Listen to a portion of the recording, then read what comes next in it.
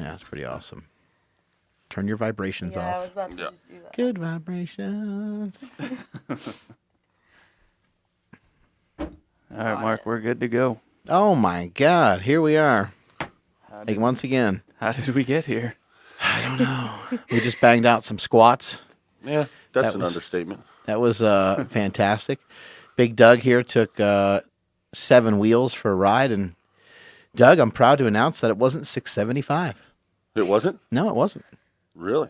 It was 685. Oh. That bar was heavier. That bar was thought that heavier. bar was heavier, but I didn't want to say anything because then I'd sound like a wussy bodybuilder.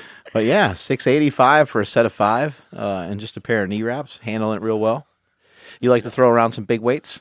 Oh, that's always there. I think I told Danielle on Tuesday when I squatted for my birthday and I hack squatted.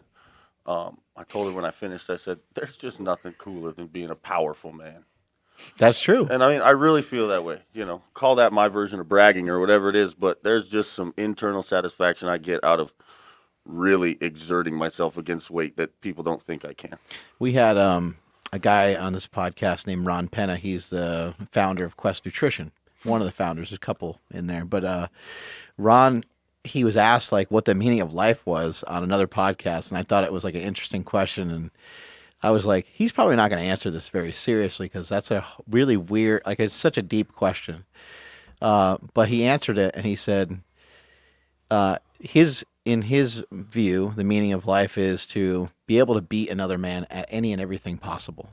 And he says, so if I get into an elevator with another guy, he's like, I want to be able to kick his ass. He's like, I want to be able to outthink him, outsmart him, make more money than him, make love better than him, like everything. Yeah. Like just want to be like better. And I was like, wow, that's pretty twisted frame of mind, but also a very competitive frame of mind. And just to be stronger, it's kind of nice to walk into a room and you don't have to think like, oh, everybody else in here sucks, but it's good to feel substantial yourself, right? Yeah. Like it's good just to feel strong. How does it feel for you as a female? You've been bodybuilding for a while, and Doug's been training you. Yeah, Doug has been training me, but Let me make something clear though. When I train her like once or twice a week, but her journey is very much her journey, and I think that's very important to put out. She is doing this on her own. I'm here to help her, but don't take anything away from the fact that she's discovering how to do all this stuff on her own. he's so sweet. But no, really though, when I work with Doug, I find something inside of myself that I didn't even know existed. It's awesome. Isn't that amazing? It's the coolest thing in the world. It's hard to explain to other people, and then they just think that we're weird fitness freaks. But to explain it to another woman, they're like, what? Yeah. They don't get it. And I mean, most don't get it. And Right. I would love to be able to show more women that, like that. Right. Well, when it comes to physical exertion, like that's what our bodies are designed to do. Our bodies are designed to go through rigorous, hard times. Our bodies are designed to be cold. Our bodies are designed to be hot. Our bodies are designed to sweat. Our bodies are designed to lift things, to move your body, to be active, to sometimes breathe really heavy, to sometimes run away from things, and sometimes be scared, and all these different things. And some people don't ever tap into any of that.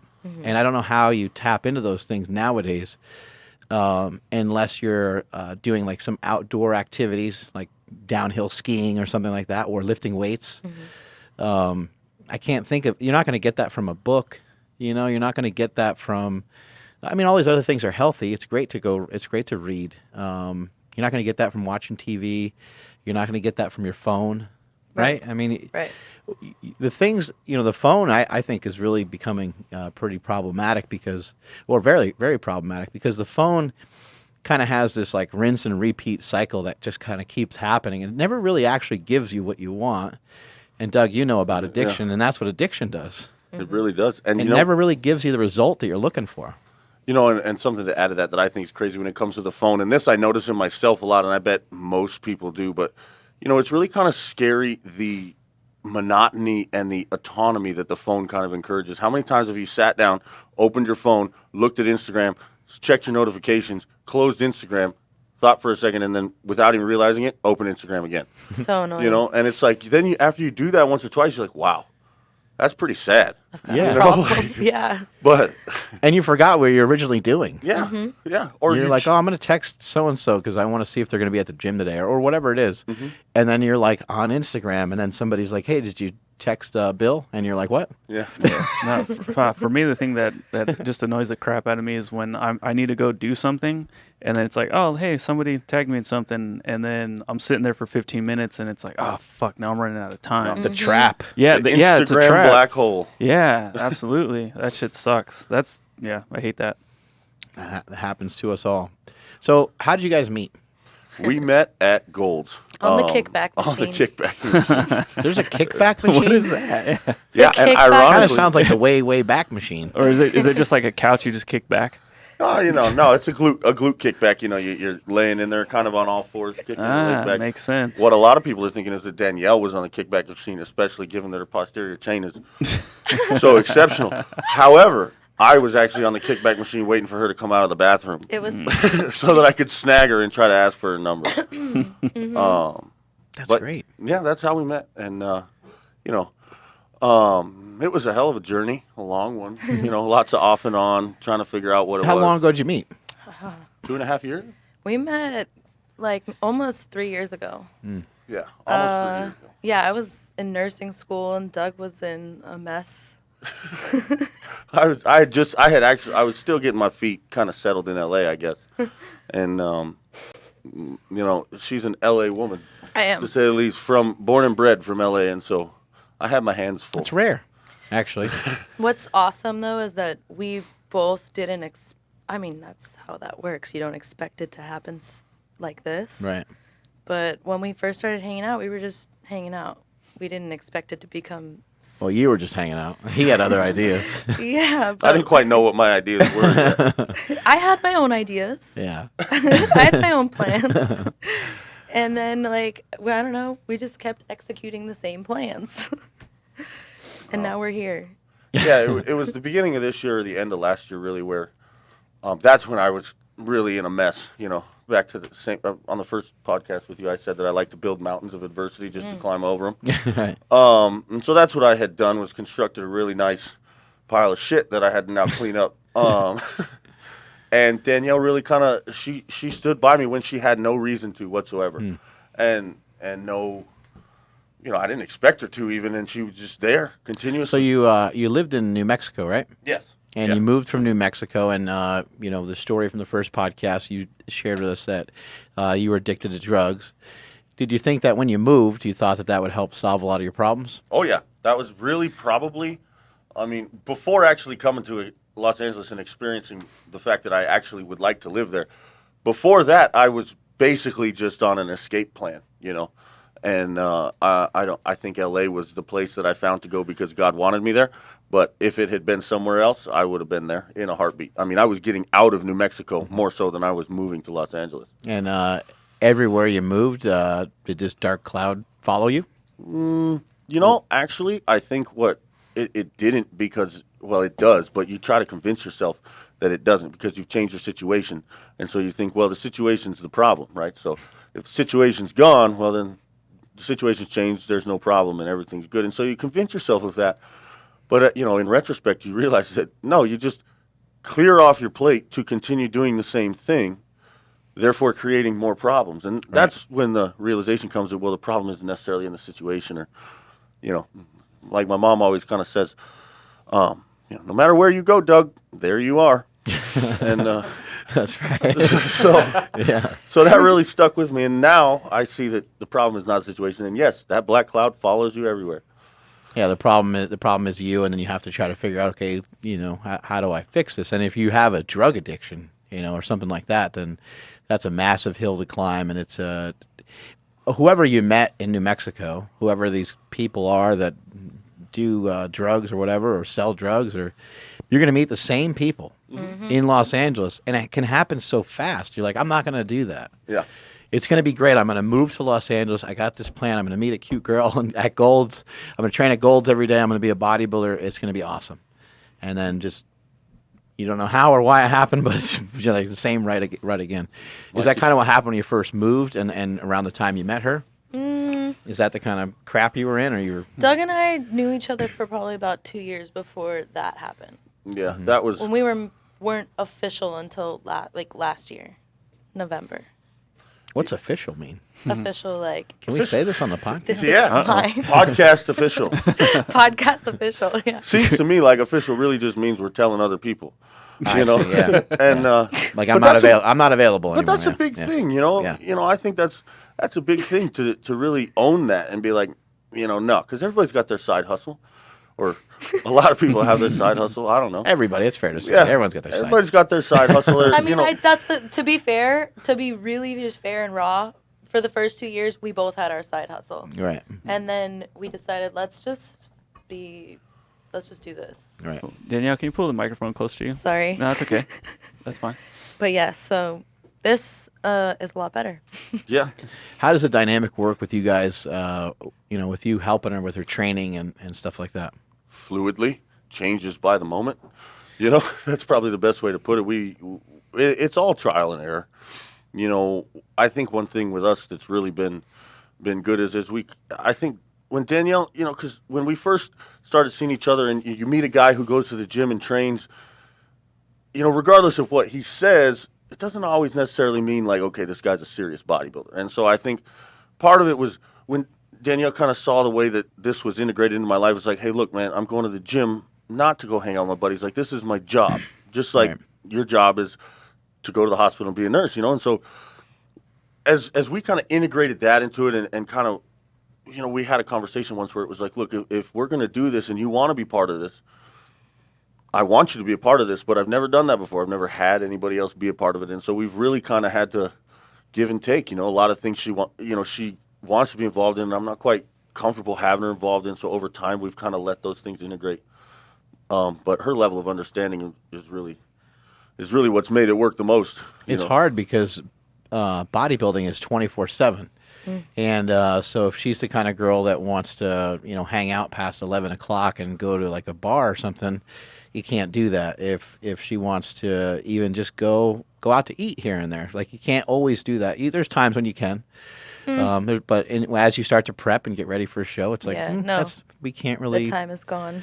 Yeah, we can't really do that. And so then you end up having to go through all the same stuff. Do you like going through that? And, as part of your fitness journey, is it just kind of, part of it as well? I actually kind of enjoy it. I was overweight a long time ago and worked really hard to get to here. Never thought that I would be lifting weights or even looking the way that I do. And when I've been living with Doug and working with Doug and doing the dieting and all of this together, I see how much easier it really is than I thought. Because I've been doing this for a while now. And I mean, I don't know. I think that like he's helping me a lot to see the way like I'm losing my thought, but really like I knew what I was doing, but I was fucking up a lot along the way. And when I do it like this, like a bodybuilder or a bodybuilder's girlfriend, that should be a fitness category. There's no room for any of that. It's more of like, well, why do you do this? And then you just cut all the bullshit out. Right. So there's a lot of things that I was doing that I was just, wow, I wasted so much time. I think bodybuilding really shows you when you commit to the diet and you commit to the sleep and everything that goes along with it. Makes you realize like, wow, okay, the percentage that I was giving before right. really wasn't that much. I was like 50, 60% in. And you're just like, shit, man, I thought I was all in. Right. And compared to the way a bodybuilder does it, he's like, no, you're not. And that's the other thing was I picked up my training on my own when he and I met. Like I thought, oh, I train hardcore. Yeah. But then when I started training with him, like I said, I found something inside of me. It's like I'm a little beast. Like I didn't even know that it existed. People come up to me and are like, you've inspired me to really crush my workout today. And I've never had anybody, I mean, he gets that all the time. Yeah. But as a woman, like I've never had that before. And I love it. I'm addicted to it. That's Can't wait really to do cool. it again. And what people want to see is the effort. Oh, You know, I think people think that they want to see everything the. you have. I think people think that people want to see the weights being moved, and sometimes, yeah, like that's fun to watch someone do 6, 7, 8 plates. Those kinds of things are exciting, but really the effort. When you see someone put in a really good effort on something, you're like, damn, that's great. That's You know, awesome. that's really cool. I was actually had a conversation with the trainer at Gold's, Tito Raymond, about that just the other day. We were talking about how, you know, at Gold's, he was actually talking about the 90s, but it's still true today to an extent. It's just the guys are a little bit older, and so they may not train as hard now. But one thing about it is, like, you'll see guys in there that you don't even know. You've never seen them before. But if they're killing themselves, I mean, you can always tell the guys that are in there killing themselves. And you'll get to know those guys over, you know, a couple of weeks. They're in there every day killing themselves. And that just builds a camaraderie between all of us at the gym. And that's what I really think is cool. The product, you know, hard work is not only the fuel to the fire, but it's also the product of the fire. You know, it begets itself over and over and over again. And I think that's what's really very powerful about it. Yeah, when I was training in there, you know, every day and getting in there early in the morning, and it was such a positive vibe from so many different people. I'd walk by someone, they'd pat you on the back or give you a fist bump, or I'd see you guys in there working hard, and I'd see Charles Glass in there and other trainers. I see Tito Raymond in there and training with Michael Hearn and bouncing around and seeing all these different people in there that I've known for a long time. It was really cool. They were so excited that I was doing this bodybuilding show, and the energy was awesome. It's like a family. Yeah, and again, all they want to see is the effort. Yeah. You know, that's what people are looking for. Yeah, everybody talks about goals. Oh, I can never work out there. I'm too small. I'm too. It's like nobody cares as long as you come in here and work. Kind of like you said, it's like, you know, hey, you want to come in here? Okay, let's come in here and do this. See you on Tuesday. You know, With you guys, you know, being around each other so much, and you know these meal preps and getting ready for a contest, and the calories get dwindled down, they get lower and lower. I'm sure your mindset and your attitude and stuff gets worse and worse as the contest comes around a little bit. How do you deal with that? man, you know, that was something this year that was a new thing for both of us, definitely, but especially for me, because I have prepped for bodybuilding shows before, most of the time single, or, you know, playing the side hustle game, as we talked about earlier. So what I would generally do when those times came along was I'd say, all right, I'm shutting my phone off. See you guys later. I'm going home. And I wouldn't talk to anybody. Danielle It's so probably weird. remembers. Yeah, I'd I was just like disappeared. no, I'm done. And I wouldn't do anything. I just go home and go to bed and sit in my room and be quiet, because, I mean, that's a lot of times, kind of like you said about your bodybuilding show. I mean, there's a lot of days where you just say, I can't handle people today. Right. You know, I just want to check off my boxes, do my cardio, do my training, eat my meals, go to bed. Screw this. I'm done for the day. But, you know, obviously, when you are really trying to cultivate a relationship and you know, really try, this is the first time I've really put effort into building a relationship with somebody and making the decision to do that on a daily basis. You don't have the opportunity to be like, you know what? I'm not going to call you today.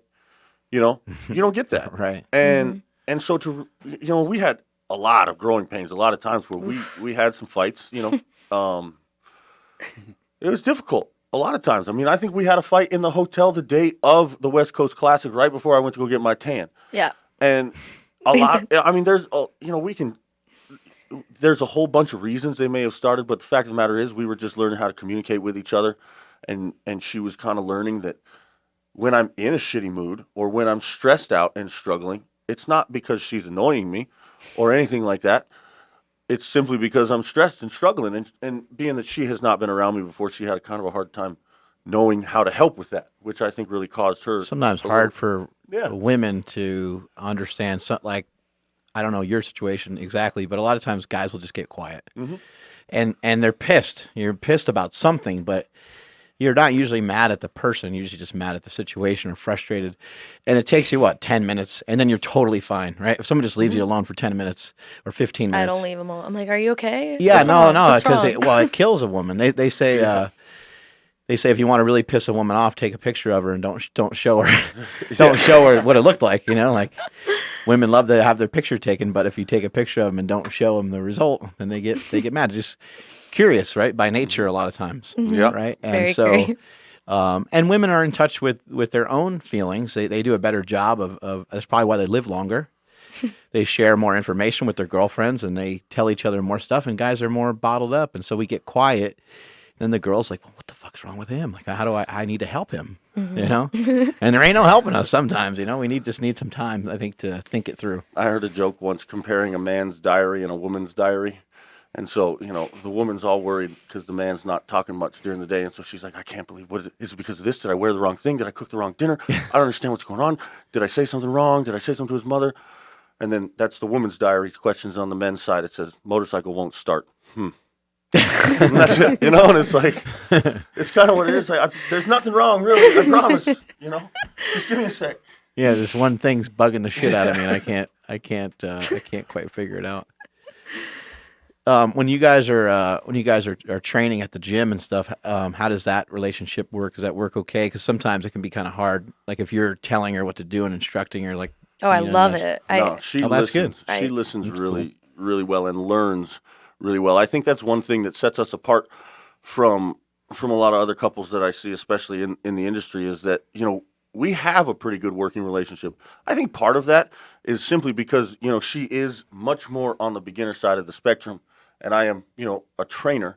That's my profession. And so it's not like, I kind of always felt like, you know, sometimes you train with another girl that's a competitor and, you know, she's learned how to leg press and squat a certain way, and you've learned how to leg press and squat a certain way. And, you know, it's like, clashes, it just clashes. And then you're worried about, well, should I say this? Because that might piss, you know, who knows?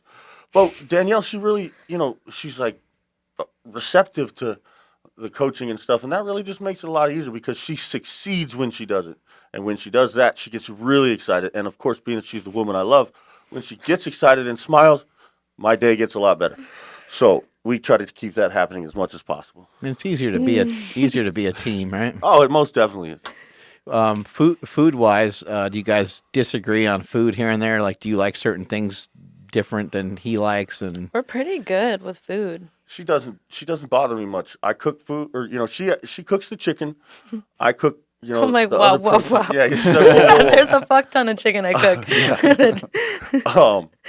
But you know, the diet is my diet mainly. Being that I'm the competitor, what we basically do is, you know, whatever diet I'm running, I give her, you know, the appropriate amount of macros, but kind of the same plan. And then what I kind of started doing, as I started to see her body change and started to see This is what I was talking about. her develop, you know, a preference as to what she wanted. You know, basically, for example, I'd start to see her get lean, and so she'd get really excited about getting lean. So the next couple of days, I'd cut the carbs down a little bit and add a little bit of fat, manipulate a little bit, so she'd continue to get leaner. I wouldn't tell her that necessarily all the time, and I'd be like, "Well, how'd you feel the last couple of days?" And I felt good. I was really lean. I said, "Great, this is what I did. Keep that in mind. Remember that for next time."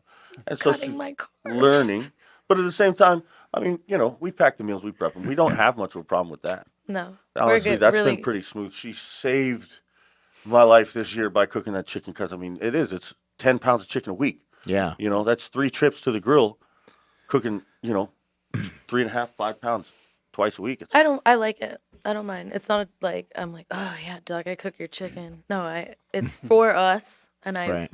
I really do cook. well, and She makes some good chicken. Let me tell you that. Well, and the other thing is too is I realize it's a lot of extra preparation because the amount of times he needs to eat and the amount of times you both need to eat.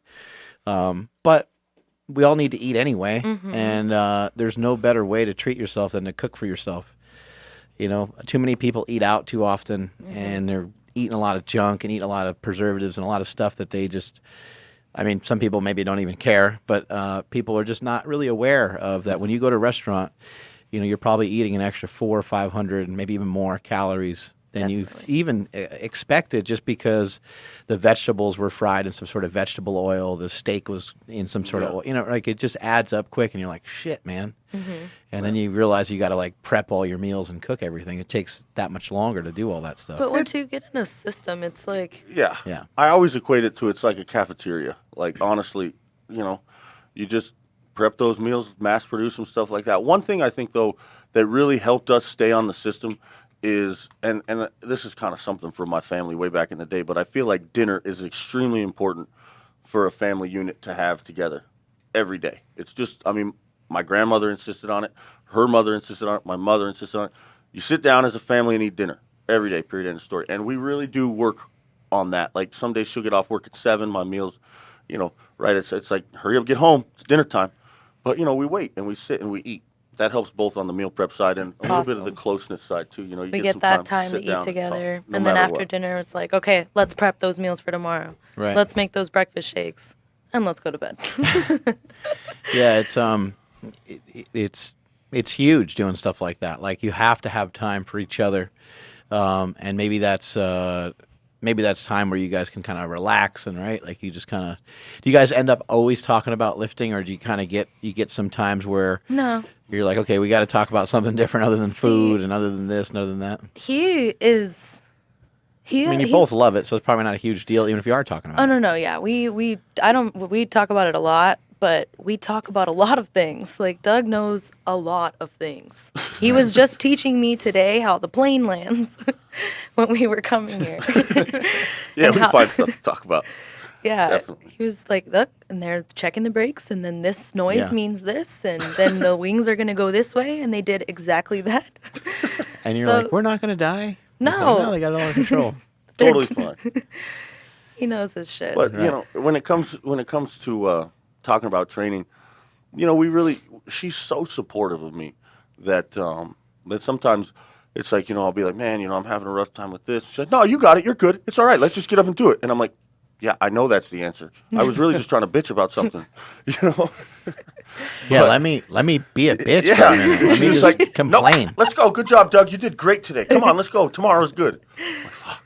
But that's the kind of stuff that you need from a woman. You know, as a man, I always say that, like, you know, a man's job is, you always say, women don't want to see your cry face.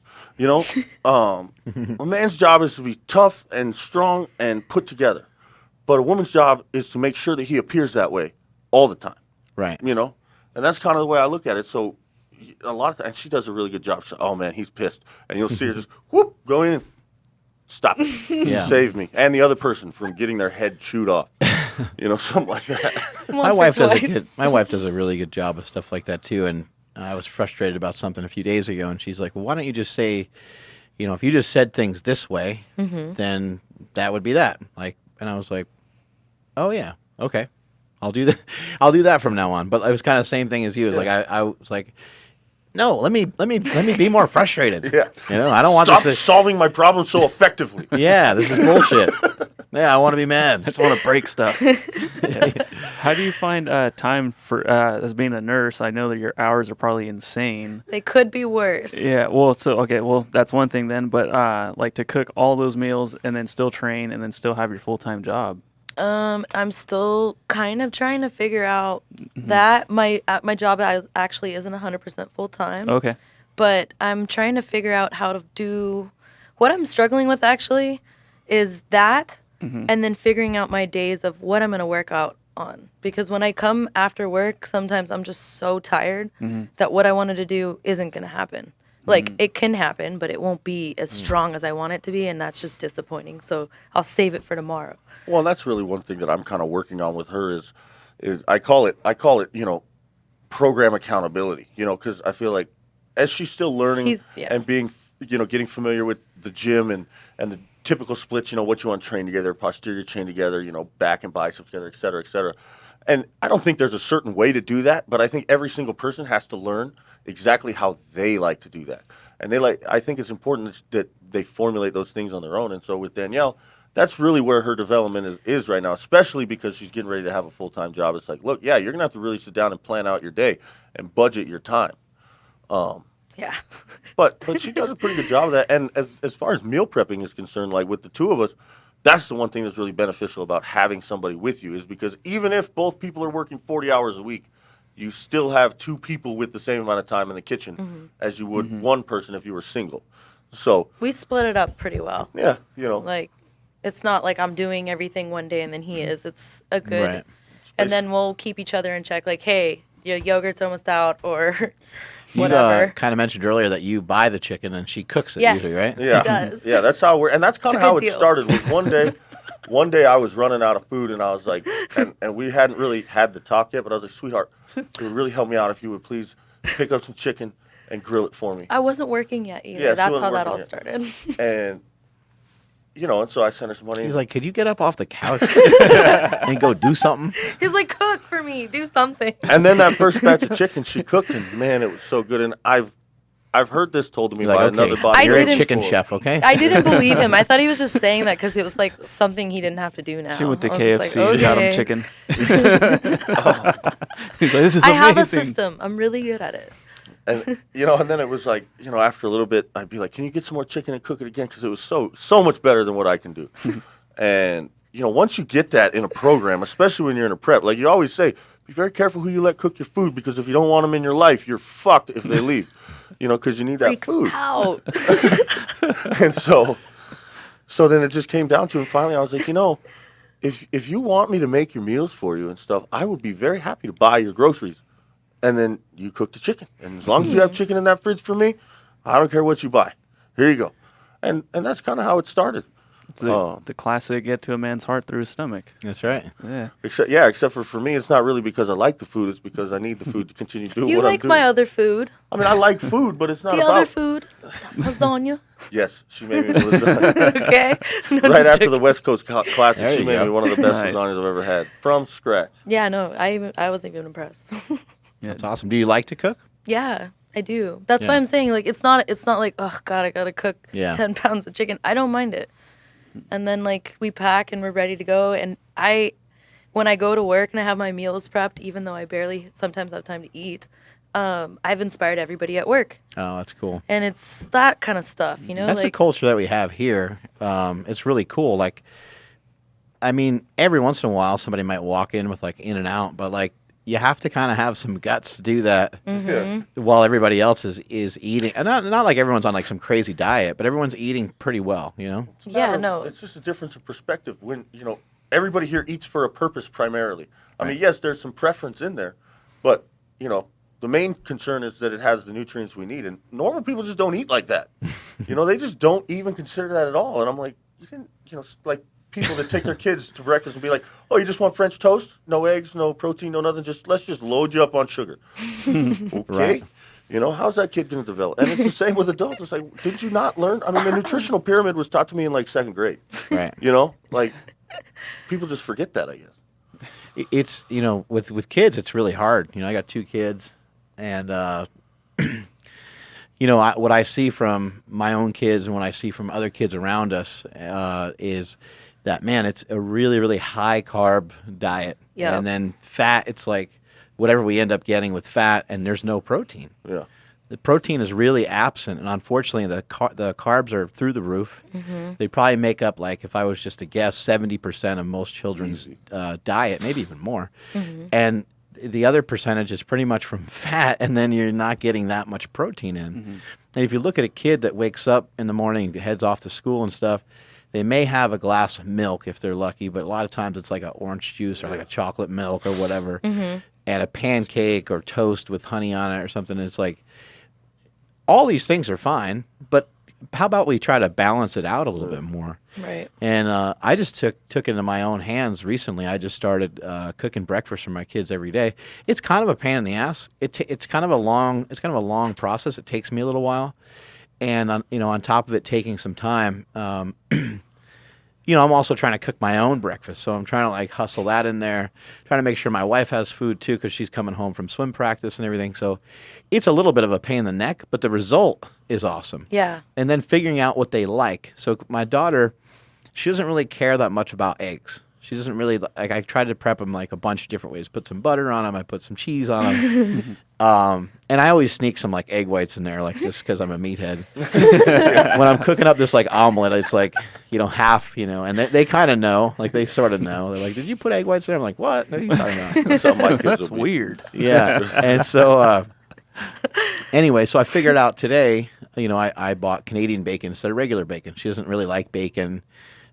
She's already like health conscious, and she's like, I don't want to eat too much of, this and that. And so anyway, I got Canadian bacon, and she loved it, and she kept putting eggs on the Canadian bacon. I'm like, okay, there we go. I figured out a way for her to. Yeah. Oh, so she would love And- an egg McMuffin. Yeah, right. And so and that's the other thing too. Sometimes she'll want a piece of toast with the egg, and she'll eat it in combination. I'm like, okay, I figured out ways to get her to eat some eggs in the morning, which is huge because now she has more options. I can make her French toast. I can make her pancakes because I know that she's going Right. to eat her eggs and have a glass of milk with it too. And it's like, man, what a huge difference that is. We really kind of counterbalanced and counteracted this giant thing of sugar that she was, wanting That's to eat in awesome, the morning, though. right? How have you noticed that the kid's demeanor has changed throughout the day if you feed him a good breakfast? Did So you notice that behavior at all? Yeah, no, it's huge. It's a huge difference. I mean, they're going off to school a lot of times, but sometimes on the weekend I'll cook breakfast for them too. What I notice is that they're not as hungry. So, we're just like any other American family. We've allowed our kids to eat whatever, whenever, here and there, right? If my kids go out to eat and we have dinner at, let's say, like 5 o'clock or something like that, and let's say that they have the worst things ever too for children, like these kids menus. Yeah, they're terrible. They need to be outlawed. I was just I'm gonna- 100% Yeah. honest. And first of all, why is there kids' food? Yeah, It's food is food. human food. Should Human just beings. be like a different portion. Kids don't need their Right. own category of food. Well, and what's sad is like Infants you said, do, but not children. You're right. Yeah. and like you said, it's crap food, and you can. It's in my opinion, you look at it from a business standpoint, it's just a straight profit builder because carbs are so much cheaper than protein, and Yeah. and so it's like, oh, I mean, like what does 10 cups of rice cost for a Chinese restaurant? Like 45 cents. Right. Yeah, you can have as much rice as you want. And that's really, I think, what it comes down to is these kids' menus. It's like, well, they're not going to eat it anyway, so you might as well make it a little bit cheaper. If my kids have like a grilled cheese sandwich, and usually the option for carbohydrates that come with a grilled cheese sandwich is French fries. So my kids, they might have a grilled cheese sandwich and French fries. First of all, it's not a meal. It doesn't really represent food all that much. I mean, it's just 5 grams of protein and It's just- 85 grams of carbs. Yeah, it's just kind of crap, and it's irresponsible as a parent. I think that as a parent, you should be kind of pissed that your kid's eating that. You should look at it and be like, okay, hopefully it's a one-time thing, and we need to get this in check. Or if we're doing this once a week, it's a different story. If we're doing it once a month, it's a different story. If it's not part of the norm, then it's a different story, and that's fine because you want your kids to be kids and you want them to kind of do their own thing and not feel weird about the foods they're eating all the time. But what I've noticed from them is they'll eat that at like 5 o'clock, right? It'll be 5:30 when we came home from like a restaurant or whatever, or even 6 or so, and they're like, "What are we having for dinner?" And I'm like, "You just ate." But they didn't get any nutrients. They didn't get anything that they needed. They got nothing of what they needed. And so that of course they're hungry again. That's what causes obesity. Obesity is a nutrient deficient disease. Yeah. You would think it would be the So opposite. ironic, but Yeah, it's so you'd think the nutrients would be in abundance. Mm-hmm. And that's what we're having. That's the problem that's facing America today. It's what's facing a lot of our children today. We were at a spaghetti factory, and the kids' menu consisted of only noodles and sauce, With no meat. in different variations. So it was like mac and cheese or spaghetti and like meat sauce. They said, and so I'm like, babe, like you're gonna get, if you want Alfredo or whatever, you're gonna get a side of chicken. Yeah. And so that's what we ended up getting her. But I was just like, this is crazy. There's not one protein on the kids' menu. It's really frustrating and it's really sad. It is. Yeah. Especially This is because- like hurtful. Like this is hurting our kids. It's very dangerous. Well, and it carries into adulthood. I have a client that comes to mind. She's a woman. She's not even obese or even really that overweight, but she's heavier, and she's been trying for a long time to diet, kind of like Danielle touched on about all these different ways that people think to diet. And as she came to me, I'm looking at her food, and I'm like, all right, well, I gave her a diet, and the diet was like 1,700 calories. And she's really used to eating like 1,000, 1,200 calories, something like that. And I'm like, I promise you, you need to eat this food. And That she's would like, be scary for yeah, she's like, I'm going to like, get heavy. And I said, no, I promise you, you won't. And the one way I put it is, do you really think you're going to run a race car on empty and get everything you can out of it? Or run a race car on the wrong fuel and get anything out of it? No, you got to fuel this thing. You got to fuel it so that you can put in the work to incite the change. If you don't fuel it, then the change won't happen regardless of the work because you're just running yourself ragged. And it carries over into adulthood so much where, like I said, people don't even know how to eat. Yeah. And it's frustrating. It's really not that hard. That's what we keep talking about every time we do it. I mean, it's not. And a lot of times, it probably sucks to think about the fact that 3 times, okay, let's even, for a normal person that's starting a diet, you'd say, okay, well, 4 times a day you're going to have to sit down and eat. 2 of those times is going to be chicken breast. A lot of people, that does not sound fun. Right. But is it, come on, if you really sit down, put some barbecue sauce on that chicken breast, and Monday through Friday you eat that twice a day, is that really going to kill you? And, let's be honest about it, too. If people did about 30%, 40% of what you guys are doing, they would still see massive Oh, change. definitely. Because there'd be such a difference from what they're used to. Exactly. And I mean, the nutrients that usually get talked about are carbohydrates and fat, right? People talk about, oh, let's go on a no carb diet. And people talk about like manipulating their fat calories because maybe they're on like a bodybuilding diet, so they eat less fat.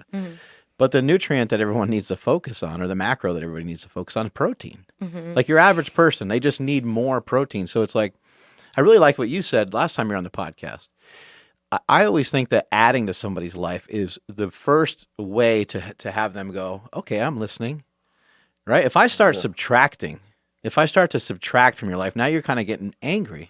You're getting anxiety. I'm like, Doug, you can't eat chicken anymore. You're like, what? That's the way wait a second. No, that's the way I've always done it. What am I going to do? Well, most people expect that to be the first thing that happens when you diet. So when you don't do that, then they think the diet's not going to work. If they're like, oh, yeah, you can have that. They're like, oh, this isn't going to work. I'm going to get fat. I need you to eat protein, like just a starter. I need you to eat protein 3 times a day. That's like the size of your hand or the size of your palm or the size of your fist, whatever, however you want to say it. You need to eat some portion of protein 3 times a day. I need you to walk for 20 minutes every day. I need you to drink more water. I need you to sleep more. And we didn't say one thing about like taking anything from you at all. That's a good way to put it. I That's like that. that's really cool. And over time, you can start to, because if you get people to exercise and you get them to move, we already know that we're going to, the way I like to view it is it's like church, you know, you lure people into church and you don't tell them that you want them there forever. No, just come in on Easter. No, it'll be cool. No, look, no one's going to, not at my church. No one's going to bother you. I swear to God, no one's going to bother you. And the second you're on your way out the door, somebody stops you, right? And they're trying to get you to come back. They give you like a brochure or a pamphlet. Hey, man, you should come on, I know you're here on Sunday. And it's great you're here for Easter. You should come back on Wednesday. And you're like, damn it, I knew somebody was going to come and try to lure me in for more. But I think that's what we need to do with fitness and nutrition. We need to keep kind of luring people in, and the way to do it is to try to add to their life and not try to subtract so much. You can't have any bread. You can't have any sugar. Right. People are going to be so scared by that, they won't know what to do with themselves. That's what I'm saying. Like, Well, one of the biggest things I get, sorry to cut you off. no, you go. But one of the biggest things I hear is, oh, I could never do what you do. I could never have the dedication that you have. I could never do that. And I'm like, why do you already think that about yourself? And that's really what it is. It's a really low let me spot. show you that you can. That's kind of what, as a trainer, that's what I think about. I always tell people, let me show you how strong you actually are. And every single client I've ever had does something they didn't think they could do. And to me, that's one of the things that will really lure people in, is just like, let me show you. Because, you can squat heavy, and you may not even, you can squat heavier than you've ever squatted, especially as a lay person. And that may not be something exciting. That may be 225, and you'll be like, okay, that's cool. That's as heavy as I want to go. But if you consistently work to squat 225, climbing stairs with 5 grocery bags is going to be a lot easier, And just building those fitness and starting to see it take effect and change your normal life outside of the gym, I think is really what people want to see, is that, oh, wow, I actually am doing something. Makes you feel good. Yeah. It feels so good. It breeds more. Success breeds success, internally and externally. Yeah, I kind of always say do more, be more. And the more that you do, the more that you can do, the more that you can handle. You think about someone like The Rock. Like, he didn't start out that way, right?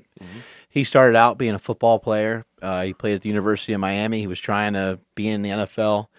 Didn't work out. He was on a Miami Hurricanes team that ended up having multiple He played under Warren Sapp. Yeah, future NFL Hall of Famer. So he just he couldn't hang. He wasn't good enough, right? He played in the Canadian Football League. He struggled there. He started $7 Productions because he had $7 in his pocket when he left the Canadian Football League and gave up. And he was like, I'm done. But he struggled and went through hard times just like the rest of us. And his main focus at the time was football and probably weight training. So at that time, he probably didn't have a lot of things to do. But now look at him, right? But he didn't start out that way. He's worked over a long period of time to be able to handle more stuff. If all of a sudden there was, 15 more things thrown into your lap, you'd be like, oh my God, I don't know what am I going to do with all these things?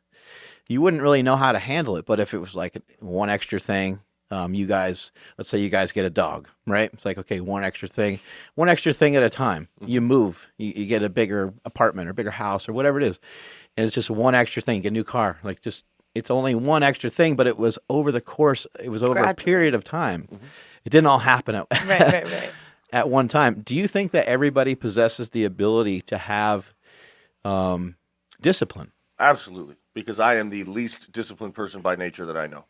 I mean, if I'm introspective, I can tell you that I am not somebody that was put together right out of the womb. So you don't always want to do what you do. Oh, no, absolutely. I've found my calling now, but I have developed the discipline to do it. And I Right. don't feel like there's anything special about me that made me have the ability to come to the gym every day and really fall in love with it. I think the fact of the matter is I just fell in love with it. And that may be the deciding factor is how Right. much I care about it. But no, if you want, I mean, people are always going to do one thing, and that is exactly what they want to do. You know, so yeah, you can develop the discipline. If Are there times choose you don't want to do certain things? Are there times that you don't want to eat? Are there times that you Oh, don't want yeah. to train, do cardio, lift? Yeah, I mean, of course, there's times where you feel like, no, I don't want to do this. But if you're focused, and It's pretty rare. it's pretty for rare. you. It's Okay. it's pretty rare that if I don't want to do it, I don't actually do it. You know, like I may drag my feet and say, "Oh, screw this! I'm gonna go do cardio. I hate this crap, and whatever." But I'm in the truck and I'm on my way, and I'm at Gold's and I'm walking. How about You you, know. Andrew? The food it's getting better, but that's usually always the biggest hurdle for me. All food is, especially for a guy that's trying to gain size. And, Yeah. I mean, I have actually recently started with 2 clients that I sent them their initial diet, and they're like, "Are you out of your mind?" And I was like, "Bro, this is what it takes, man. You know." I'm Yeah. going to be eating all day. Yep. Exactly. Precisely. That's what I wanted. Thank you. I'm glad you understand. Yeah. You know, but it's a gradual thing too. The same thing with food, especially. I think a nice, easy gradient is the way to go. You have to push yourself to your perceived limit, and then just about 2 bites past every meal. And if you can get 2 bites past your perceived limit, then the next time it'll be a little bit longer. And I mean, it may not even be the next meal. The next meal you may be full still because you did that, and you're like, "Fuck, do it again." Whatever that Fun to limit is. watch. And then I have tricks. I was telling her one time, yeah, you take 2 or 3 bites and you take some water and you swish it around and drink some of it down and chew a little bit more. Drink some more water and Looks then like swish this. it around. You know, but there's tons of tricks. Yeah, I can sit down and talk to you. Have some tricks to help you get Yeah. some calories in. Yeah, I've been adding just a shit ton of salt to everything. That helps quite a bit. Yeah, bone broth too. You Yeah. ever use the bone broth? That haven't helps used quite a it, bit. but I have heard that. There's a lot of different kinds of bone broth, but there's one company that I use. It's Epic Bone Broth, and there's like hardly any calories in it. I think in the whole jar of it, there's like 100 calories, so not that much. So Wow. it's almost pretty much salt, and Yeah. it adds a little protein. I think there's like 10 grams of protein in there, but just to kind of get a little liquid in there, like you're saying, you know, Yeah, get a little it'll liquid. help you kind of get through those foods. What's really hard is when your carbs get diminished. It's harder to eat the protein, you know, if you don't have some rice to eat with the chicken breast, or you don't have some broccoli or spinach or whatever, you need something like wet, or you need something to eat with it. Otherwise, Yeah. it gets to be hard. It gets to be kind of rough choking it down. But you guys put yours on the grill, which makes it taste pretty good. We've also been playing around with different barbecue sauces to keep Yeah, it sauces. interesting. Good old fashioned barbecue sauce. Sauce is one of That's my what Ronnie things, Coleman man. always says. Yeah. I have rules about what kind of sauce you can use and what kind of sauce you can't. But I mean, you try. There's to some keep it companies now that make some pretty good sauces It's that so have less. exciting. Yeah, they have less But a lot of those calories. Here's Get my problem with excited. the fitness companies that make those. Like, Yeah. Babe, I found another one. she does too. I really Well, get you'll be excited. excited by this. There's supposedly certain strains of stevia that are going to just almost completely eliminate, from what I've heard, they think it will completely eliminate all artificial sweeteners because it tastes so damn good. The problem is it's very, very expensive. But I'm like, damn, that is exciting because Yeah. stevia is great. It doesn't have It's calories. It's not going to yeah. mess And with that's your. exactly what I was going to say. My first thought is that one Walden Farms, which I'm sorry, I'm not trying to bash Walden Farms or Yeah. anything like that, but my biggest gripe with that is, okay, yeah, there's 0 calories, but how many test tubes did that come out of before it became barbecue sauce or chocolate syrup or something like that? And it's like, I think I'd rather just have 4 grams of sugar with my buffalo wing sauce or something, And so that's my biggest thing. But I try those artificial sweeteners; they're nasty. Well, they can be pretty rough on you. and again, for people that are training and for people that are exercising, a little bit of sugar is just a real drop in the bucket. I mean, if you have, let's say you have let's say you have just, I don't know, 5 or 10 grams. Say 10 grams of sugar 3 times a day. That's 30 additional carbs. It's really spread out over the day with working out and cardio, and it's really Well, and if you're in Really a not much of caloric anything. if you're in a caloric deficit anyway, it really doesn't matter. That's It's true. going to burn, But yeah, that's actually my rule: is less than 4 grams of sugar per serving on the barbecue sauce is good. So like Stubbs is less than 4 Stubbs. grams. Now you're sugar. talking. And then another little trick that helps both. Stubbs marinade's good. The Stubbs one marinade for is the good. steak. Ooh. Yes. I haven't had that. Oh man, you I'll throw. I'll do a flank steak in that next time. Oh man, some tri-tip. We've been, yeah. That's a Northern California thing, huh? The tri-tip Yeah. up here. That's pretty common. My uncle lives in Santa Barbara, and he grew up in Santa Barbara. He always grills tri-tip Yeah. and slices. That's a Northern. They California. didn't have it when I was a kid on the East Coast. I never saw it until I moved out to California, and I was like, Grew what up is with this? tri-tip. Yeah, me too. What is this tri-tip? I actually, when I went home one time, I went to the butcher and I tried to get tri-tip, and like, we don't have it here. I'm like, what are you talking about? Get out of here, I kid. wonder if they just call it something different. I wonder if it's the cut that they call it. Yeah, I tried to figure it out. I think they do now. I think things have changed, but I remember when I first moved to California too. I went to a pizza place, and I went to order a whole pizza, and I was like, I'll just take a pie, and they said all we serve is pizza. And I was like, well, I meant, like that's what we in New York, that's what we call it. I was like, well, I just want like the whole thing. I don't know which. Not just a I'll slice. take, but I didn't want to say a pizza because I didn't want a slice of pizza. Yeah. And I was like trying to explain it. And then I was like, oh, they got the different inches up there. I was like, I'll take Yeah, whatever you it was. get let's get a pizza. That's a whole pizza. A pizza pie. Yeah, pizza. You're like, we don't have pie. Like, can I please get all of the slices of the pizza? I don't know how to order one. That's funny. In New Mexico, do they have hard rolls? Do you know about a hard roll? I do not know about a hard roll. Yeah, see, I know. No one knows what a hard roll is. It's so good. What is it? On the East Coast, they have a roll that's just it's funny because like when I moved out here again, when I was like, hey, can I have a hard roll with bacon, egg, and cheese on it? They're like, a hard roll. They're like, we can get you a roll that's old. Yeah. Yesterday. Yeah. I was like, I don't want a roll that's old. I don't want to. Didn't Matt Vincent say it was called something else? Like a French roll, maybe? Sometimes people French will bread say is hard. sometimes people will Trust say me. it's like a Kaiser roll, but Okay. that's not Yeah, really. yeah. It's not the same. It's not the same thing. I've not They just had don't. one. They just don't have them here. They just No? don't have them here. It's very upsetting. Aw. I know. Yeah. What do you guys love? What do you guys love to eat? What do you sounds love to eat? Like just forget like about. us. Let's Not forget the about. diet? Let's forget about the diet. Yeah, what do you like to splurge on? We do some pretty amazing dessert. I was just about to say, are we talking food or dessert? Oh, Because yeah. this man Yeah. is the combinations kind of guy, Yeah, and it's awesome. we'll do like what did we buy one time? We did We went. Oh, brownies. Were you ever fat? No, I wasn't actually. I was.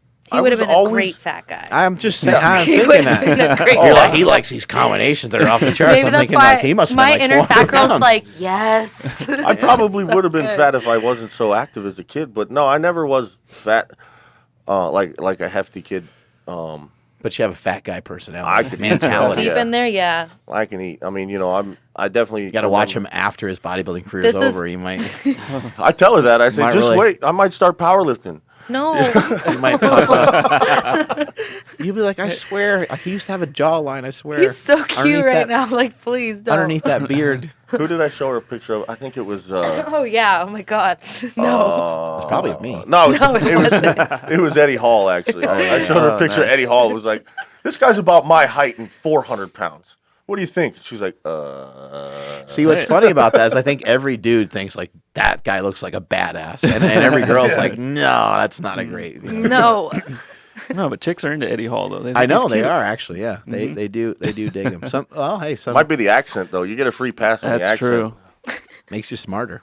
Yeah. So what kind of desserts are we talking about? Okay, here? so wait. Like I said, he's got some insane skills with combinations. We got out of a vending machine, This is I like this. a brownie, a bag of pretzels, I think Twix. I'm picturing this brownie being because me being a fat guy myself, deep down inside, still and always probably. I'm picturing this brownie being really dense. It and, was like, a dense moist, chunk, like It a wasn't big. out of a kind of vending having like machine. icing. It on was so if you ever stayed at one of those hotels, it was like 11 o'clock at night, and they had like They had their a little munchie snack- corner. their little munchie corner. Those are the best. Oh. And so I just How went does in there every hotel not have that? and I scratched my Maybe head so. for a little bit, and I just grabbed some stuff, and I ended up coming up with these things. And we had Oh, I remember. it was a Klondike. Klondike bar. a Klondike bar, pretzels, Twix, and a brownie. Okay. And so I just broke And I the figured brownie we were in just going to half. get fat upstairs and eat that one by one. But Doug, go ahead. I broke the brownie in half, put it in the bottom of a coffee cup, took the Klondike bar, broke it in half, put it on top of the brownie, then the Twix, and then the pretzels, and just broke it all up in there and gave her a cup and was like, here you go, here's dessert. And then, like, dessert in a hotel bed. Can you beat that? Oh, that's great. Oh, And that was right after the West Coast Classic. When- So, Hotels Nice. are great. Yeah, it was It's good. so dark and nice and cold. Like it's And the freezing in beds there. are just fluffy and yeah, cold. you can walk in yeah. and turn that thing down to 60 and don't care what Mm-hmm. the electric bill says next month. You know, you're like, Just yeah. sleep. Yeah. And you just sleep forever. Yeah. Yep. No, yeah, those are some fun things that we do, but we also like Burgers. we go no pie. I mean, we search for pie. Yeah. We're still on the search for a good piece of cobbler. Peach cobbler. That's one thing. You know, one thing about LA that, you know, a lot of people say they really like LA food. And I can see why a lot of people would like LA food, but I kind of grew up in the backwoods, you know, country. Like, you know, I kind of like today, Smokey took us to the Black Bear Diner. Oh yeah. And it's like, that's my kind of food. You know, like I like food. Like there's a place I used to know. Nobody's gonna hate Black Bear Diner. It No. was so good. It's amazing. I love that place. You know, I try to find the places that are not ridiculously expensive and still have good quality food. And basically all that stuff. Chicken fried steak and eggs. Man, you can't beat a meal like that. Biscuits and gravy. Burgers. Some country Barbecue. Oh Yeah, God. barbecue. Just fried everything. Love Not it. fried so much. I really don't like fried food as okay. much, except for chicken fried steak. I love chicken fried Gotcha. steak. Yeah. What other types of foods? So I was just gonna ask you here we about go. this if it's okay. No one can see it, just you guys. So I'm like, wow, on blast. I just wanted to show Mark a before picture. That's awesome. Yeah. So I mean, you can speak a little bit about here, but just like how long was this transformation right there? I think Well, you should put it up for everybody. So Yeah, you can do yeah, that, you right? can Okay, put that cool. up. It's public already. Before even the photo on the left, I used to play water polo. I played softball. I played all these sports. And then when I went to college, I just stopped playing and kept eating that It amount. happens to a lot of people, yeah. I didn't even really They call that, like, the realize, freshman like 15 or Yeah. something. yeah, Wasn't it? I had no idea what I was like doing. But Where'd you go to college? I started at SMC. Oh, cool. I went there. And yeah, no, SMC is amazing. It's awesome. But that's why when that picture was like around when I started Right. at SMC, so I must have been like 19. What did you weigh? Did you know? I weighed like almost 250. Wow. Yeah. 250. And then what do you weigh now? I weigh like 145. That's amazing. Maybe Wow. 140. You said you were heavier. I was like, yeah, skinny chicks always say that. So Right. No. I had like an extra 12 pounds on her. Yeah, or that's something. why I Legitly wanted heavy. to bring this picture up because I was thinking kind of the same thing. Like, oh, she's probably been always fit. If she's in golds, you know. But no, I looked at that picture and I'm like, wow, she made a huge transformation. So how did that start? Like, you know, you weighed 250. well- and yeah, you were active for a little while, but you stopped. Right. But how'd you get the courage to So make a comeback, so to speak? SMC, there was, I guess, a bunch of professors got cut, and I had my schedules at SMC were beyond full time. Like I was there all day, and then when they cut it, I had this like window of 2 hours. What the hell am I gonna do? So Sounds like God, if you ask me. I just started walking up this hill, like nothing, just walking, and I And- swear. and on purpose, like Yeah, like I okay. was just gonna, cause I couldn't leave. I have a parking spot. You don't leave SMC when you have a parking spot. So I a just started nightmare. walking up this hill, and then a group of me and my friends, we started. There's another hill right by our house. So once my classes were back to normal, I started just walking up the hill with them every day after work. It was like a group girl thing, and then I got into the gym, and it was like. I was a cardio bunny at first, and then I started lifting weights, and I fell in love with weights. Weights are, oh my God, it's everything. Seriously. You can always tell somebody, I feel like, you know, the more people that I meet and see their introduction into the fitness world, whether it's my response, you know, because of me or not, just being around the gym, you see people that come into the gym that, you know right away, this probably isn't your thing. Like, you know, good luck losing weight, but you're not going to stick around forever. And then you Right. see the other people that it's like, oh, okay, they feel this, she feels this, he feels whatever. Right. The first time I saw Danielle actually lift with me, it was so apparent that it was just like she absolutely loves it. You know, not maybe she'll compete, maybe she won't. I don't think she really, has really decided that yet or not. But she loves the gym and the time she spends in there, and really that's what I love. I more so than competing, But so we really relate on that. And I will say that Danielle has, it drew her, and I almost related to that. I could see almost the same fire in her that I see in me, and that's one thing that I think is really unique about her. Yeah, with weight training, what I always try to share with people is that it's more permanent. If you diet and do cardio, what happens if you go back to your old ways with your food? You're kind of canceling out the cardio. And unfortunately, we know sometimes just your fire runs out sometimes. And like if you're doing like an elliptical, or it doesn't really matter what piece of cardio You you're doing. burn out, yeah. You get kind of, you're like, this isn't, this is kind of boring. If you get into like, I don't know, maybe like trail running or something like that. I did a lot of hiking too. That was fun. Yeah, and hiking, like it might do more for your mind. So to me, it makes more sense. Like that's something you could probably do more long term. But there's always these hurdles. Like, I got to drive over here and then go into this, this hike or whatever. But if you're lifting and you're building muscle, then you're really building towards the future of being able to burn more calories, which is really an amazing thing, And so I'd love to see more people get into lifting weights. I'd love to see people drag more people into lifting weights. Well, you kind of like you said, pulling off what you said, I think, doing cardio and stuff like that, that is, changing your body. You're doing something that tells your body to burn calories, and that's it. But yeah, like you said, when you're lifting weights, you are creating a change in the actual physical makeup of your body, which can also be done with cardio over a long term. But we're talking years of doing cardio every day before your body really starts to get used to staying lean like that. And then you kind of like plateau though. Yeah, you definitely do. It's almost like the lifting, you sometimes see some men and some women that are just really well built and you ask them what they do and they're like, I don't do anything. Or maybe they just have a little bit of athletic background. That was enough to keep them lean.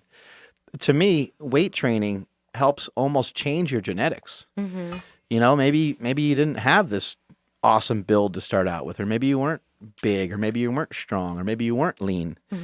But with weights, you can kind of change what you were almost in some ways, and that's a really hard thing to ever change. It's really rare to see someone go from 250 to 130 and stay that way. A lot of times there's a lot of fluctuation. On your way down, did you have some? Oh, well, so I lost a lot with the cardio. I got really, really thin. I was like 130. I don't weigh 130. I weigh like 140 to 150. I go back and forth there now. Doug likes 160, he told me. He likes it sometimes. I like it all, man. She's my love. But I did a lot of yoga, which really helped tighten up like loose skin. Because I lost a shitload of weight. So Yeah. the skin, I mean, I looked great in clothes, but the skin was not so pretty at first. But the weights and the yoga in combination for the beginning, it was amazing. I actually want to start to probably try to do that again. Oh, cool. What did the diet look like to lose all that weight? I ate a lot of salads. And that's the kind of stuff, like I felt tired all the time because I wasn't eating right and I was pushing hard. Is this your own information or? Yeah, this was just my own trial and error. And my mom, who doesn't weight train or go to she does her swimming and stuff So now. a big salad or two every day, eat less fat. Like less portions, just eat less, right? Eat move less, around. smaller portions and move around. One thing I know that you did was you really started cooking for yourself, even if it wasn't like, when I met you, you would cook. I did always try to cook for myself because nursing school makes you broke. So I couldn't afford going out like that anyway. But my mom always cooked, so I was always cooking for myself. But like I said, I was doing way too much that didn't help me at all. Like I'd have massive salads with a bunch of shit in it, and yeah, they're great. They taste amazing, but it's so much work. And like I thought I was doing that was all the work, when really I wasn't eating any protein. I wasn't having really anything that I needed. So I was tired. Yeah, a lot of people, I like what you said earlier about how somebody will say, I could never do that. I hear people say that about like losing weight too. They're like, man, I don't know, I can't. And it's like, well, why would you put that block on yourself? I mean, I don't want to give anybody a complex that is already very thin, but almost anybody can lose weight. No, You yes. know, almost anybody can lose 10 pounds, 20 pounds. I mean, almost anybody that I know that's in my circle could definitely lose some weight. And I'm not saying that people are fat. I'm just saying that you possess the ability to lose weight. If I had done what I do now, it would have been so much easier. Yeah. That's why I'm saying it's so frustrating because of what I went through and what Yeah. you went through. I don't know what you did before, but I'm just saying, like, I could have done this 3 years ago.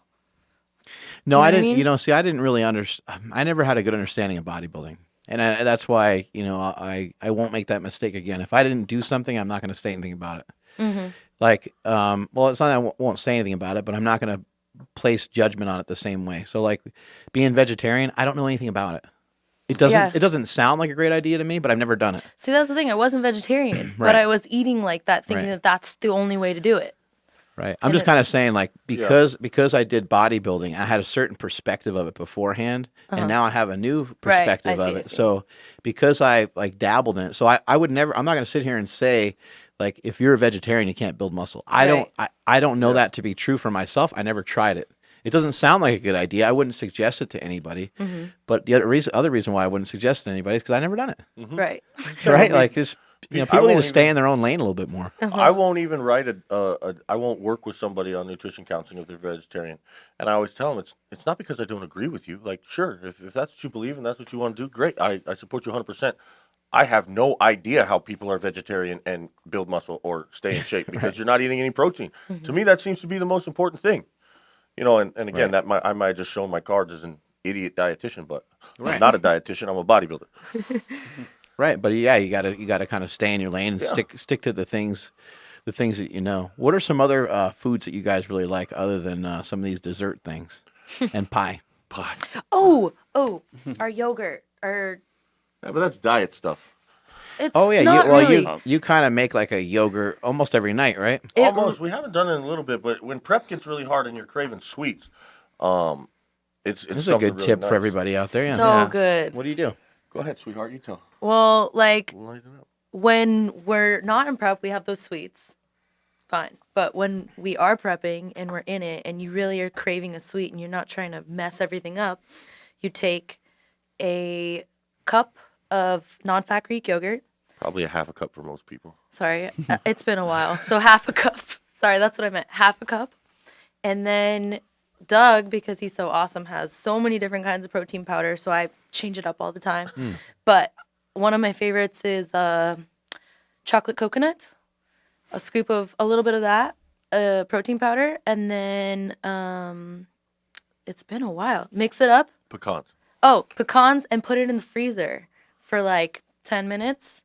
Such a treat. It's Wow. like frozen yogurt, but So it will harden. Yeah, it does. hardens, but not. It's kind of like ice cream. Gotcha. It's great. I Texture wonder if is it does that because of the whey protein in there. I think so. And the whey protein, what it kind of does, I notice, and I've noticed it depends on what type of whey. You get a I'm gonna different make some of that. Yeah, you get a different proteins give you reaction, different textures. different texture reaction. Like if you use a casein, it kind of comes out like cheesecake, really thick and dense like cheesecake. If you use like a whey isolate, it's much. Then you really want to put it in the. It comes out kind of creamy until you put it in the fridge or the freezer, and then it gets a little harder. Yeah. You ever had that ice cream that you can kind of taste the ice crystals in, like cheap soft serve? Yeah. That's what it tastes like. Right. So good. The banana ice cream one was bomb. Banana ice cream with pecans. That was So that was good. super good. So Or good. banana protein powder. I was doing that for a while where I would just take, but I never put it in the freezer. So I gotta try this freezer trick. This girl, she does that with everything. I put all my sweets in the freezer, all my chocolate in the Yeah. freezer. Everything's better in the freezer.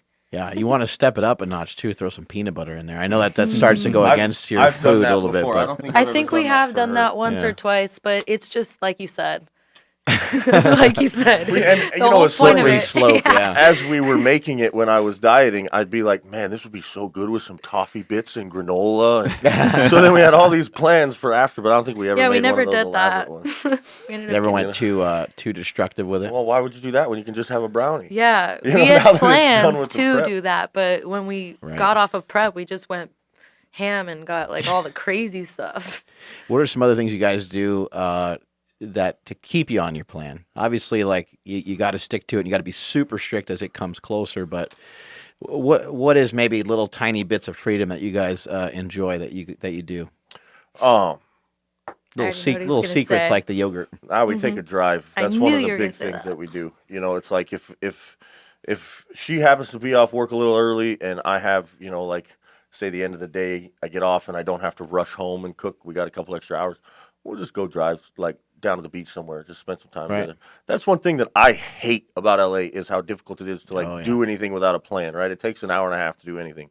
Mm-hmm. And So you got to be up at 3:00. yeah. Uh-huh. So at Like 5, The Rock. at 5 p.m., you're like, well, what do you want to do, sweetheart? And, it's like, you want to go to a movie? No, that'll take too long. No, You he'll wanna do fall this? asleep. Exactly. So it's like, but we just take a drive, try to spend some time together. That's really it. And Sunset, drive. then really committing to get up fast together, like no snooze. That's one thing that really helps keep us on plan is when we finally decide, all right, no more snooze, up right away. Hard, but It's hard Yeah. the first 2 days or so. I like to just go for a walk, sometimes like even with a food craving, Yeah. food craving will hit. I'm like, I'm just going to go for a walk.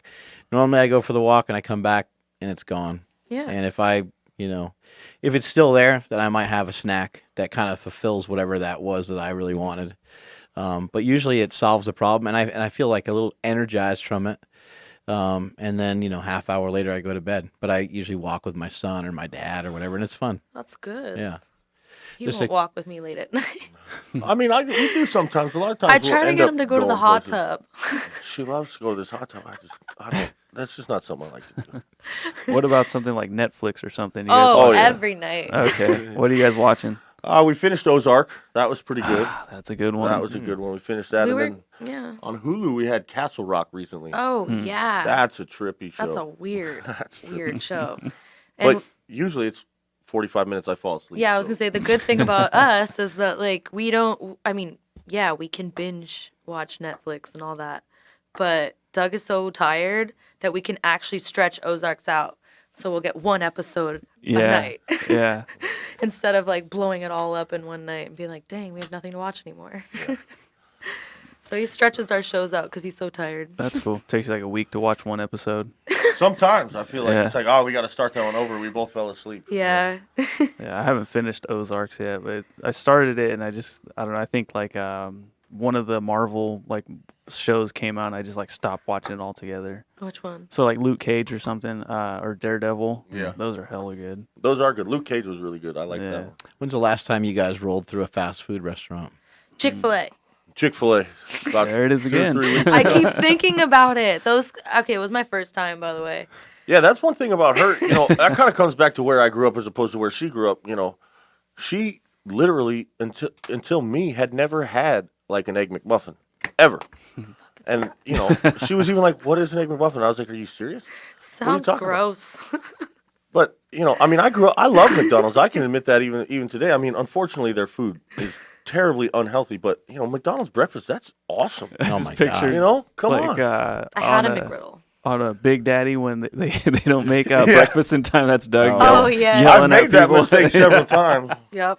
Yeah, I think they serve it like all day now or something. Yeah, now it's all day, All day 24 breakfast. hours. all day grossness. Yeah. That's so good.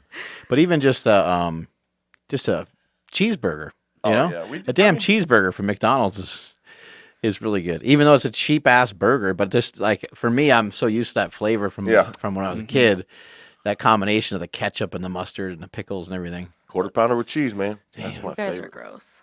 We are gross. McDonald's is disgusting. You guys were pretty talking bad. about burgers before? Yeah, Habit. I mean, but that's one LA does Habit have burger. all the burgers, the Habit burger, so the counter, good. and that's one thing I've always liked to go find It's that really good. good burgers. What about just Yeah. making a burger at home? You guys mess with that sometimes? Try to just make a killer burger at your house? Or you don't mess with it too much? No, we usually go out for a Not a badass burger. burger. I mean, I'll cook. I really won't eat steak out, especially like Yeah. most of the time. So when we cook steak, I'll make her a good steak. He makes an amazing steak. Can you eat red meat on your diet Oh usually? yeah. I always have at least one meal of red meat in.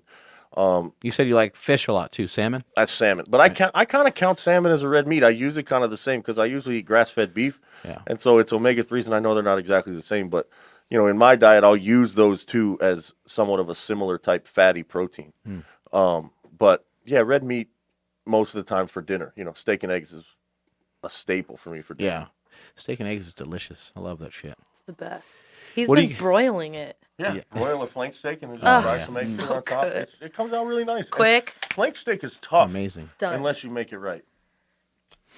What do you guys have coming up? What's next? You're talking about prepping for a show, right? Yeah, I'm 8 weeks out from the Nationals. We're going to do the NPC Nationals. And like I said, I told you in the gym earlier, it's like, well, we started this with the USAs in July. Didn't do the North Americans in August, but we're going to make a run at the Nationals. And that's about as far as I've gotten as far as planning career. I really want to see what happens at Nationals. I mean, we've made a lot of changes with the camp. You know, Charles Glass is coaching me about full time now. Hired a nutritionist, Jason Thiebold, and just hoping that we can really fine tune. Is Jason in Los Angeles as well? Jason is not. Jason's actually in Kentucky. Okay. But I met him through Charles. He was actually in town and trained with Charles, and Charles recommended him to me. So that was pretty much the only thing I needed to tell me to go that way. It's interesting having somebody help you with the nutrition because, like, I had the honor of having Hani work with me, and it was like every 2 or 3 days something would change. You know, I had to keep going buying new food, and I'm like, shit, man, I just bought a bunch of stuff that he told me to get, and here I am changing stuff. It wasn't drastic changes; it was usually small, and a lot of times it was just like cutting something out or whatever. But and every once in a while, I'd send him pictures because that was kind of a big thing. Do you have to send the guy pictures a bunch? Yeah, twice a week. Yeah, so I'd send him pictures, and he'd be like, "Go eat a giant steak tonight," and a huge ass potato with tons of sour cream. Or like he just wanted me to have extra calories every once in a while. And another time he would look and he's like, "You got to cut the carbs down even more." I'm like, "Fuck," Yeah. So it's just kind of dependent on how how I looked. And the interesting thing is I think that he thought I wasn't really able to send him that good of pictures. Like I just like the lighting and just like wherever I was in my house or whatever, it wasn't great. So when we actually met in person and the contest was closer, he was like, "Oh," it's like, "Shit, you're in way better shape than I thought," Yeah. So I was like, "Yeah, man, you're starving me over here. I need some, God. I need some damn calories. I'm dying." And that's what you're touching on, though. That's something I didn't have at all this year. I really tried to prep myself on my own, and I did so for those 2 shows. And I feel like I did a pretty acceptable Yeah, it's job. tough, though. I feel like I did well, but that was one thing Charles really said. He was like, "Look, man, you need a nutrition coach." He said, I never even did a show without a nutrition coach. Charles told me that, and I was like, "Really?" He's like, "Yeah, man, I tried myself once, and I looked at myself and said, what the hell did I do wrong here? God damn it." And so you need that. And Charles' voice. He's the best. It's awesome. And it really, it's true. Like, you feel like if you're trying to do it yourself, those last few weeks, no matter how hard you try to maintain control, there are moments of, I always call it like a momentary lapse of reason or clarity. It's like, you're like, what the hell was I thinking there?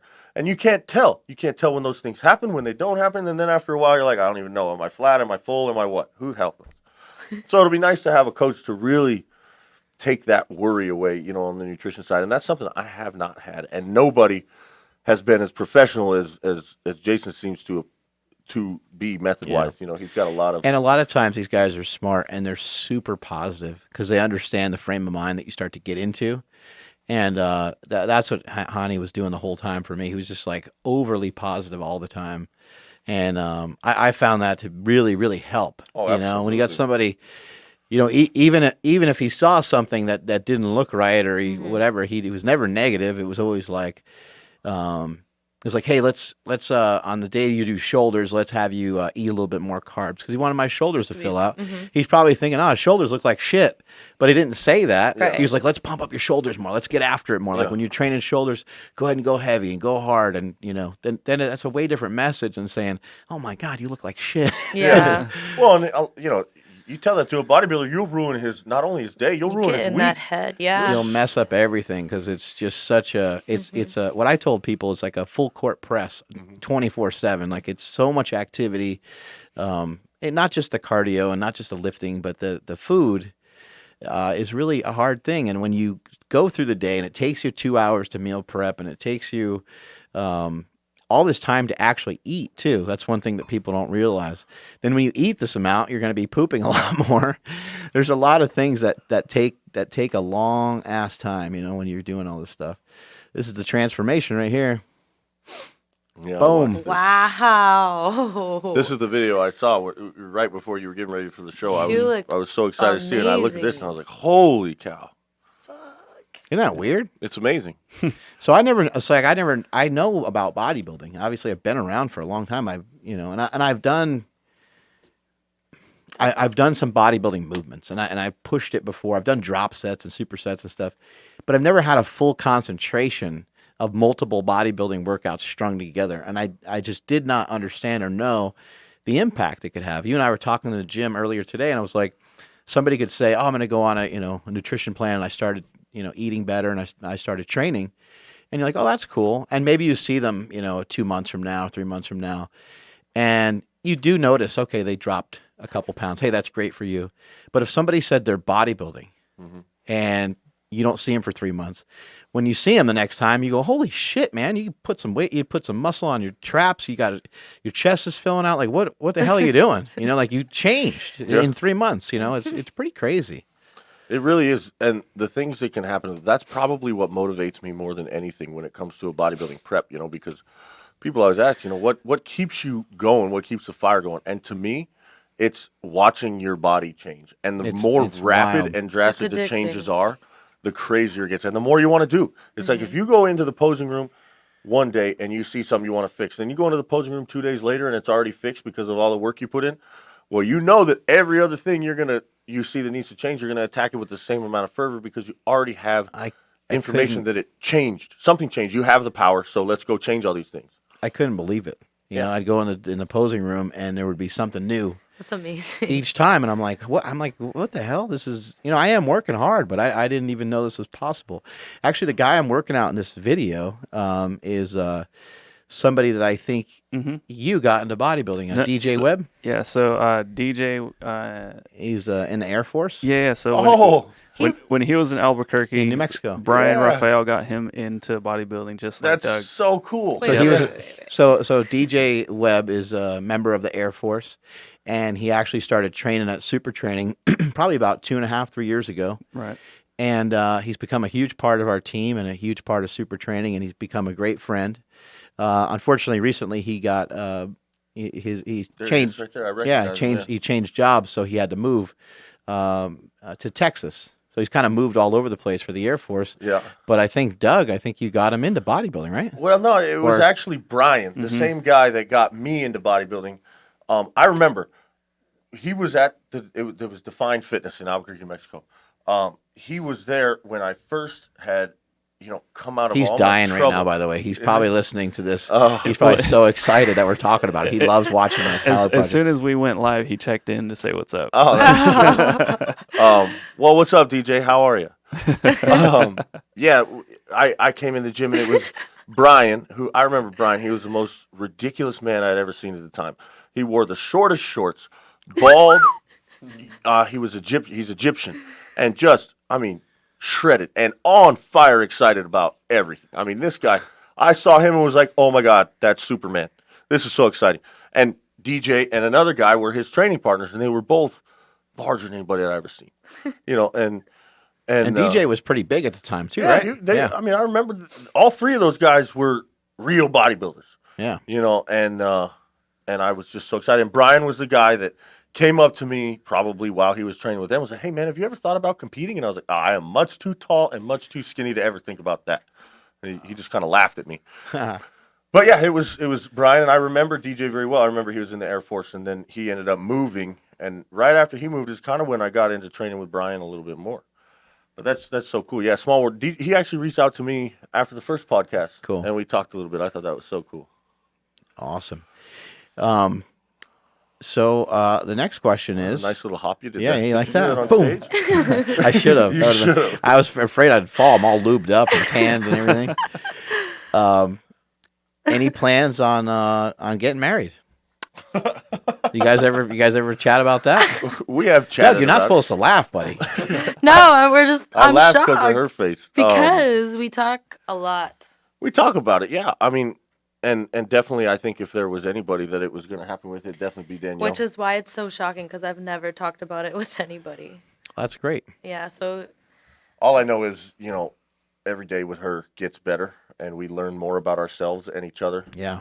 And I kind of touched on it before, but I've told my mother She's gonna cry. No. it happens often. It's okay. What did you say earlier? You said oh, you said I never really found another woman that I could actually really work out with.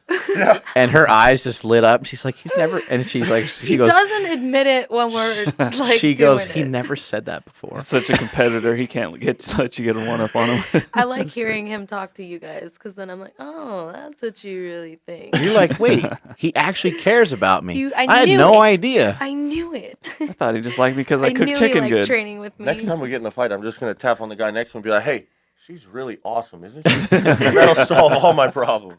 If I tell it to her, she doesn't believe me. No, he's probably saying this so that he could turn this podcast on and be like, listen to this. Yeah. When he's farting in the middle of the night and waving it your way, you can say, no, I actually care about you. No, she just buys me candles for my birthday. And points fans like pointing it in the direction away from He me. give you some hints here and there, right? Yeah. Yeah.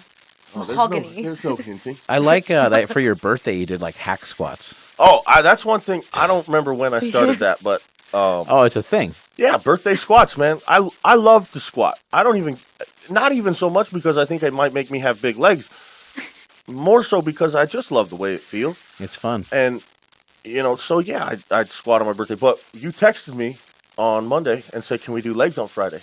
And I know. so- I wanted to get that out to you early because I was It like, was oh shit, smart. I could mess up his Yeah. training. Yeah, it was a smart thing to do. And so because of that, I knew that I couldn't squat on Tuesday. So I had a hack squat.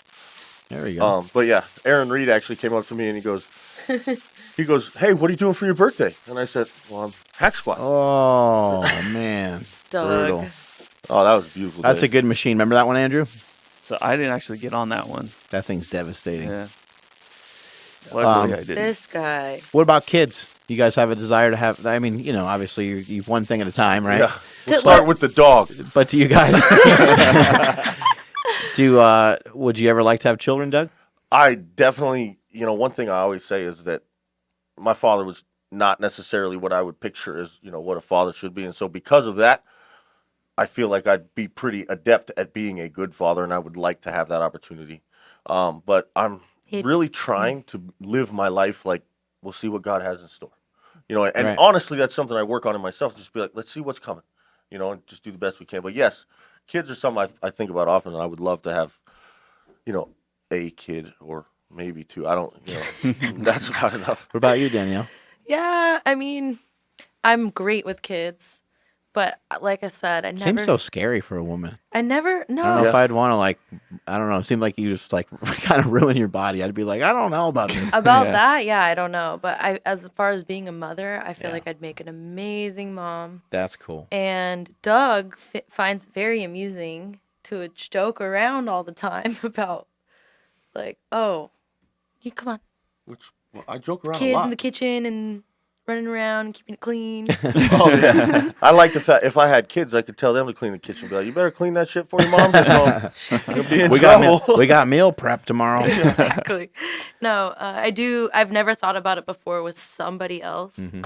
I mean, never, ever. Very cool. I always thought like I'd be like a single mom. I'm kind of afraid that we're gonna have to make the choice of we're gonna stay in LA or have kids in a family because I don't even really understand how people do that In that LA. city. Well, we moved. My wife and I moved, and You lived in LA? I I lived in LA for a long time. I Yeah, didn't know that. I lived in LA for like a decade or so. Okay. And yeah, I mean, I learned a lot of stuff there, and it was a great place to live. I also kind of always understood, it was a great place for me to live at the time, because I was young and I didn't really understand everything that was going on. I was just too young to really digest a lot of it, and probably just too into lifting and other things to really pay attention. But I never fell into the LA trap, which is the LA trap is, why does she have this and why does he have that, and why, oh man, he's got a new car and he's got it. Luckily, I didn't stick around there long enough to and I think a lot of people do, and a lot of people that are at Golds are kind of like, they're stuck in like a time warp, and they haven't had the opportunity, or maybe they have had the opportunity, but haven't really gotten outside the gym to make progress. To kind of, I'm sure that some of them had some hopes and dreams that they maybe wanted to follow, and I'm just like, when I go there, I love all these people. I really do. I have a lot of respect for them, but I feel like they've been in the same spot for a long time. And I'm like, man, I traveled a long way from the last time I was here, you know, and I've come a long distance and I've made a lot of progress. And I think these guys are kind of, unfortunately, some of them are in the same spot. Well, that's something that as I've Yeah. been around Golds a lot, that's something that I've kind of seen as well. And, you know, people always tell you, especially when they don't think you're actually going to be, you know, a bodybuilder forever when you're first starting, especially when you're like, I'm going to be a professional bodybuilder. This is what I'm going to do. You know, and they're like, well, make sure you have a plan B, Doug, you know. And it's like, okay, that makes sense, but I really don't want to do anything else. So now the challenge for me has become, how do I make my plan B still work in here? How can I develop my plan B and make it conducive to what I'm doing plan A wise? And that's what I think a lot of people don't do when they go to Golds. Is, you know, you focus on these hopes and dreams. Yeah, like, okay, you're going to come in here, you got a good physique, you're going to win some shows, maybe try to do some acting and, you know, hopefully turn out like Dwayne Johnson. Well, there's only one of those guys, you know. But I get just as much satisfaction out of training clients in that gym as I do, you know, training myself. And so I feel like that's the way I'm going to try as hard as I can, knock on wood, to avoid that pitfall of being that guy, is making my plan A and my plan B be the same. I look at like somebody like Tito Raymond, and I feel that even though he's been physically in the same location, I feel like somebody like him has made a lot of progress. Oh, Tito is my... You know, he's known as one of the best trainers in there. He has a beautiful family.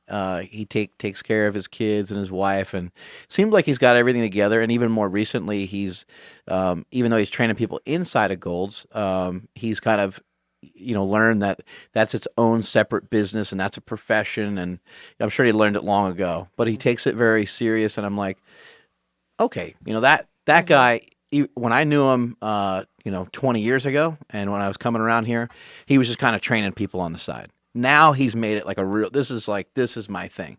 And I think that's wonderful. And it's not always for everybody to kind of make those jumps and come to those conclusions, but you just want to see that from your friends. Well, you know, you want to see them kind of strive. You want to see them kind of be like more, what right? we were talking about earlier. I just want to see people do something well.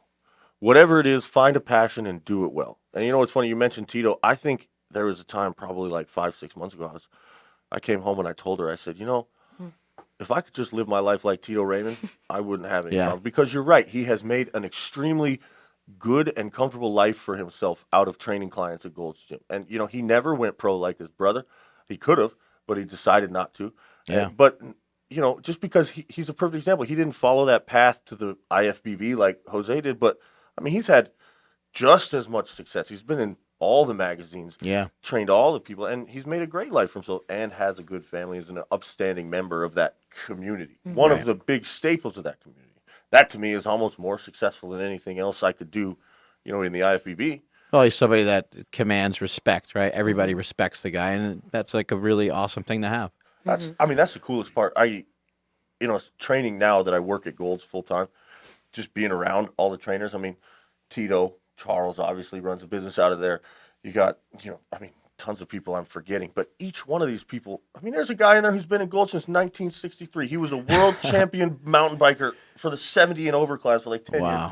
It's like, these are the people that I now call my colleagues. Yeah. They're friends. They're all somebody to be respected and somebody that commands respect. And that's just so cool. You know, that's why I'm here. Last thing, what do you want people to know about you? Man, what do I want people to know about me? That I am just a normal guy, you know, built just the same as everybody else. And I just really love to work hard, I guess. And if anybody else feels that way, they should get in touch with me and we'll figure out how to do it the most effective way possible and have fun doing it. There you go. That's really all my life. That's all I really want it to be about. What will it mean to you to be a IFBB pro? You know, for me, it'll signify more than anything that I actually stuck something through and finished it, because even still at this time, I mean, we're running 7 years now as a bodybuilder, you know, like actually focused full time on it. You know, that's the longest I've ever done something consistently without saying, fuck this, let's go try something else. You know, I equate it to like playing a video game. When I was a kid and playing video games, I was very quick to restart. And that's something that stuck with me throughout my life. Yeah. And now I finally let that go and it's like, all right, I got a good thing going here. Let's keep it going. So for me, that'll be that'll really be my first professional achievement. Right. And that's something that I will hold near and dear to my heart, but mainly for myself. Right. That's what it'll mean for me.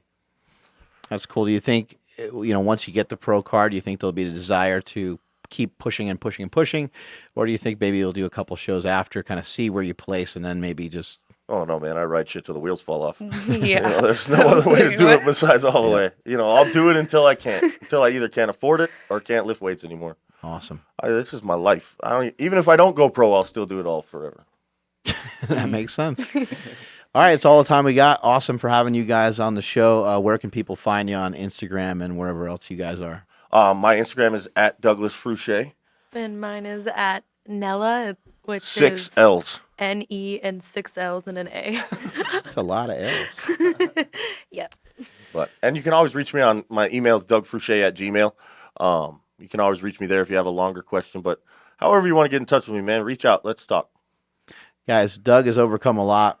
Hopefully you guys have listened to the first podcast where he talked about overcoming drug addictions. I'm proud to call him a friend. Awesome having you guys here at Super Training Gym.